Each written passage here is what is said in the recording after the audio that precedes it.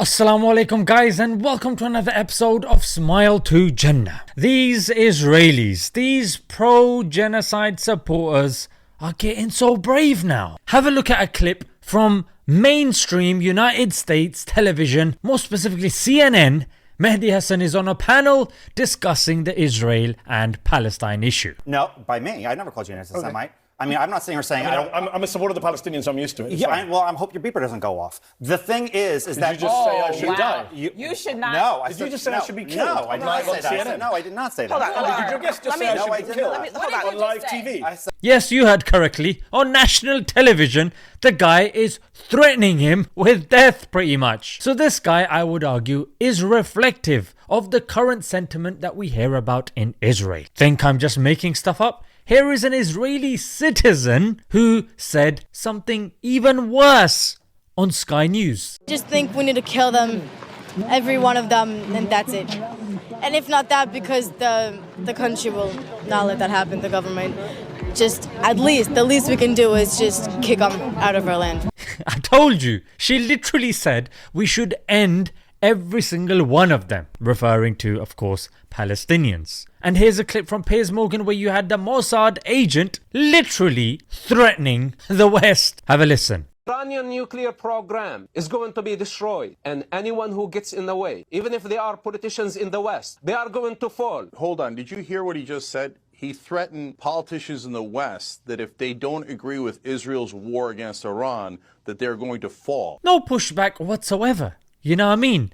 In fact, Piers Morgan loves to come in and show his unbiased nature when it comes to Palestine and Palestinians. But when it comes to Israeli agents, zip, no freedom of speech. No, I gotta be balanced here. No. You do what your masters tell you to. Because Rupert Murdoch, of course, was on the list of potential funders of Benjamin Netanyahu. Yes, the famous list. Now, because Mehdi Hasan is high profile and he caught the guy out on television to such a degree that the anchor had to come in. Ryan, that's disgusting. That is completely. No, I apologize. That Good job, is CNN. completely Let's have first out block of say the pocket. Muslim guy You should know be that. blown No, I up apologize. on I TV. apologize. Don't I say apologize. then I Wow. apologize. You literally.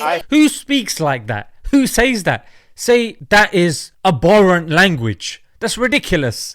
However, that's out of pocket. What, has he run out of money? Is that a banking term? But we have to read between the lines because, of course, CNN is CNN after all. So what happened to this guy? Yeah? Alhamdulillah, at least something happened. We have to really make do with scraps nowadays, unfortunately and sadly. So this guy won't be in the panel discussion next week. I think that's about it. He apologized, but when it comes to Muslims, and when Muslims say stuff like this, we apologize, it's simply not enough. Get down on your knees, yeah? Put your head on the ground. Read this script out. That's right, yeah? That's the only thing that works for you lot. But when it comes to these guys, he's apologized, yeah? So that should be okay. But it's not the only time this has happened.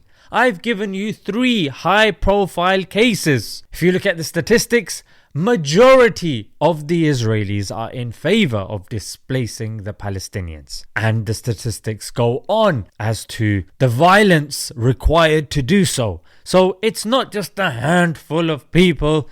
No, this is and should be called out. The legislation in the UK is so vague that even if you say something that can be construed or taken by somebody as pro-Hamas, that's it. That's problematic. You know what I mean? People getting in trouble for just waving the flag. So freedom of speech here in the West is under threat.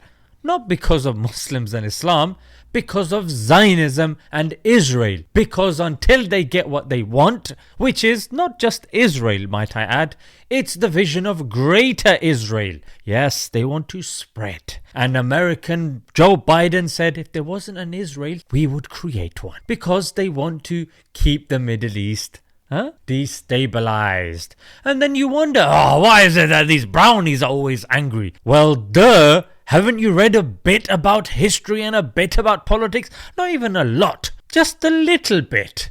Just the preface of these books. Yes, even the blurb at the back. That should be okay. Hopefully you guys realize that these individuals are not friends of countries like the UK, US, and in fact the West. They are a burden on you. They are a parasite leeching off you. The sooner you take it off, the sooner you can get on with your life. Let's leave it there, guys. Until next time, Assalamu alaikum.